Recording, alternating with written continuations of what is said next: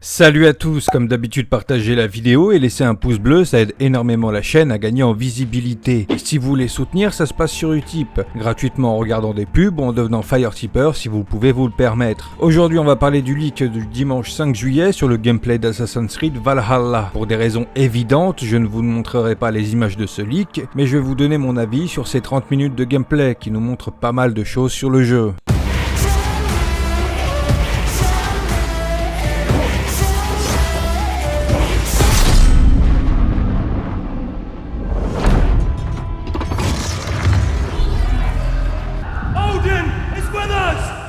Durant la soirée de ce dimanche, le leak a fait le buzz sur Twitter, beaucoup de fans se sont exprimés, dont pas mal d'avis négatifs. La raison, une trop forte ressemblance avec le gameplay d'Odyssey. Et c'est vrai que rien qu'au début du gameplay, on sent la ressemblance, mais je la trouve légère. En effet, Odyssey ressemble déjà beaucoup à Origins. La seule grosse différence est dans le système de combat. Du coup, ouais, Valhalla ressemble beaucoup au jeu précédent, mais ça ne veut pas dire qu'il ne se démarquera pas. Avant de commencer à vous donner mon avis, mon analyse, j'aimerais souligner le fait que cette vidéo de gameplay ne sera pas celle présentée durant le live d'Ubisoft prévu pour le dimanche 12 juillet au soir. La vidéo leakée est d'une durée de 30 minutes, ce qui est bien trop long, puis on peut y remarquer quelques bugs et aussi le parcours du joueur qui n'est franchement pas harmonieux, comparé aux vidéos de gameplay de présentation qui sont par habitude millimétrées à la virgule près. Si au départ j'avais cru comprendre que cette vidéo leak daterait un peu, finalement un follower sur Twitter m'a donné l'info qu'un collègue YouTube dans le gaming aurait reçu la démo du jeu le vendredi 3 juillet, comme beaucoup d'autres influenceurs apparemment. Même si je ne comprends pas trop cette décision de la part d'Ubisoft, à environ une semaine de leur propre live, donner une démo de jeu à des influenceurs en avance, bon, c'est quoi l'objectif derrière tout ça? Publiquement je vois pas trop, mais dans le privé peut-être simplement pour avoir un retour quelques mois avant la sortie officielle du jeu. Seul l'avenir nous le dira. Alors, qu'est-ce que je pense de cette vidéo de gameplay leakée? Je suis mitigé sur certains détails, mais globalement j'ai bien aimé ce que j'ai vu. La vidéo débute avec Eivor Femme, parce que oui, cette démo met en avant Eivor Femme et pas homme. On est donc à cheval avec elle, on traverse un village viking, et déjà la première chose qui m'a sauté aux yeux, c'est le fait d'être à cheval. Beaucoup pensaient que les chevaux ne seraient plus présents, puisque soi-disant remplacés par les dracars pour se déplacer.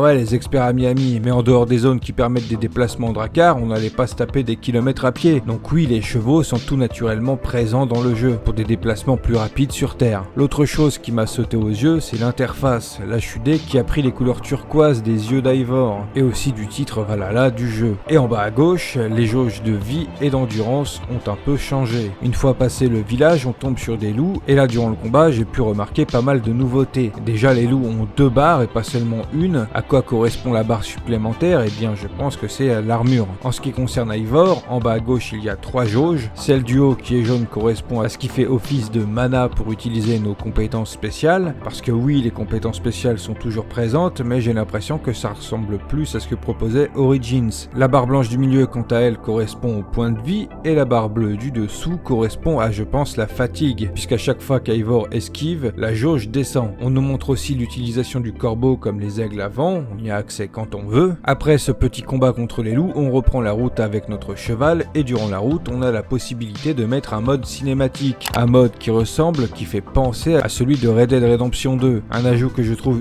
inutile au possible. Dans Red Dead c'était sympa parce qu'à côté on avait une musique, une ambiance limite poétique. Là dans ce passage, les seuls sons ambiants qu'on a, c'est quand Eivor tape des gens à cheval sur son chemin. C'est pas ouf quoi. Une fois arrivé à destination, avant d'aller au PNJ pour une mission, le joueur nous montre la nouvelle vision d'aigle pour détecter les environs, et le moins que je peux vous dire, c'est que c'est assez kiffant. Comme pour les précédents opus, ça forme une vague exponentielle, mais avec un rendu de couleur turquoise. Durant notre conversation avec le PNJ, on voit qu'on a toujours la possibilité de choisir nos réponses. On s'apprête à attaquer un château, et pareil pour le discours d'encouragement à faire à nos soldats, on a le choix de leur parler de liberté, du sacrifice d'un camarade, ou bien du fait qu'on ait simplement besoin d'eux. Une fois ce discours fini, on passe à la phase de débarquement avec les dracars. Un moment vraiment sympa, on navigue sous la tempête, Odin fait crier le ciel avec des éclairs, nous montrant au loin notre objectif. Une fois bien plus près de la côte, le château nous envoie des pluies de flèches enflammées, et bien sûr on se protège avec nos boucliers comme montré dans le trailer du jeu. L'immersion viking est vraiment bonne, et plus que fortement accentuée par les musiques qui l'accompagnent. Les fans de la série Vikings comme moi vont kiffer, puisqu'il s'agit des musiques de Einar Selvik. Sa voix est largement reconnaissable, et puis de toute manière il avait été confirmé comme faisant partie de l'équipe de la musique du jeu, donc c'est pas une surprise. Cinématique de débarquement et on rentre dans la phase de siège où l'on utilise le fameux bélier pour défoncer les portes, avec en même temps des phases où Eivor grimpe pour atteindre les soldats adverses qui gênent notre bélier. D'ailleurs on peut remplacer un de nos camarades vikings sur le bélier pour participer à éclater les portes. Le joueur de ce gameplay n'utilisant pas le bouclier, je peux pas vraiment parler de ce gameplay là, mais même si de façon globale le système de combat ressemble beaucoup à celui d'Odyssey, on sent quand même une certaine différence. Déjà on n'est pas un demi-dieu quasi invincible, c'est déjà bien, mais aussi le son et la puissance des coups portés est bien plus percutante. Alors certes c'est pas accentué à mort, mais c'est là. Le côté gore est bien présent, le sang éclabousse de partout, ça on nous a pas menti là-dessus. Durant les combats à la manière des anciens Assassin's Creed avec Ezio, quand nos points de vie sont très bas, on peut boire une potion pour les remonter. C'est clairement plus plaisant que d'avoir un sort de soin complètement cheaté comme dans Odyssey. En revanche, en parlant de cheat, à un moment donné, Eivor est entièrement en feu, mais tranquille, elle ne perd pas plus de points de vie que ça, donc bon, un peu abusé la résistance d'Eivor au feu. La phase de siège d'attaque prend énormément de temps dans ce gameplay leaké. La musique d'Einar Selvik nous accompagne durant toute cette phase où les objectifs principaux sont vraiment d'éclater les portes pour permettre à notre armée d'envahir le château. Une fois arrivé à l'objectif final, une cinématique pop, la conversation est vite passée pour ne pas nous donner de détails par rapport à l'histoire, et s'engage donc un combat de boss. L'adversaire est un grand chevalier ressemblant un peu à celui du trailer, à la différence que ce gars-là arrive à enflammer son épée. Durant ce combat, le joueur utilise pas mal de ses compétences spéciales, dont le fameux lancer de hachette. À la fin de ce combat qui symbolise la prise du territoire, on a le choix entre exécuter notre adversaire ou l'épargner, ce qui aura, je pense, des conséquences sur l'histoire, un minimum en tout cas. Après cette phase de siège, de combat, de prise de territoire, le joueur nous fait le plaisir d'aller dans le menu, où l'on voit un bout de map autour du château. Il n'y reste que quelques secondes, mais on a pu voir qu'il y a effectivement pas mal d'accès au fleuve d'Angleterre, qui permettront donc de s'y déplacer en drakkar. Le joueur va dans l'arbre des compétences, représenté par une vue sur les étoiles, chaque étoile étant des compétences, des améliorations. On y voit 3 grandes catégories d'améliorations donc, en bleu le pouvoir du loup, en rouge le pouvoir de l'ours, et en jaune le pouvoir du corbeau. Le joueur décide d'améliorer son côté du pouvoir du loup, qui a l'air en rapport avec les compétences de combat, parce qu'il augmente son attaque de mêlée, sa range, ses points de vie maximum, son bonus d'armure contre les attaques à distance, les dommages de ses compétences spéciales, sa furtivité, et enfin se prend une compétence de combo de tir à l'arc. Avant de quitter l'arbre des compétences, le joueur passe du côté du pouvoir de l'ours, et on peut remarquer qu'une de ces étoiles donne un bonus déjà pris dans le côté du loup. Donc on peut imaginer que ce qui différencie les 3 arbres, ce sont plus les compétences spéciales qu'autre chose. Le joueur nous montre le côté inventaire qui propose une interface assez différente des 2 opus précédents, et aussi quelques nouveautés comme par exemple le fait que chaque vêtement ou arme peuvent être améliorés directement grâce aux ressources que l'on a dans notre sac. On peut voir par exemple l'augmentation d'une hache qui possède 4 caractéristiques, l'attaque, la vitesse, l'impact et le coup critique. Les vêtements quant à eux voient leur armure et leur évasion être augmentées, l'évasion qui je pense correspond à l'esquive. On peut voir également le poids que fait le vêtement, peut-être que la notion de poids sera donc prise en compte dans le jeu. Autre nouveauté de l'inventaire, c'est que cette fois-ci, ce ne sera pas que la capuche ou le casque qui sera visible ou non sur le personnage, mais bien tous ses vêtements et objets. On pourra jouer sans aucune armure visible, à noter que le casque et la capuche sont 2 vêtements distincts qui ne sont pas au même endroit. En plus des vêtements et armes, on peut voir sur la gauche les arcs et nos rations. Et enfin, comme me l'a fait remarquer Moamiri sur Twitter, en bas à droite, il y a la possibilité de rejoindre l'animus, c'est-à-dire le présent, ce qui n'était plus du tout possible dans Odyssey, donc clairement c'est une excellente nouvelle.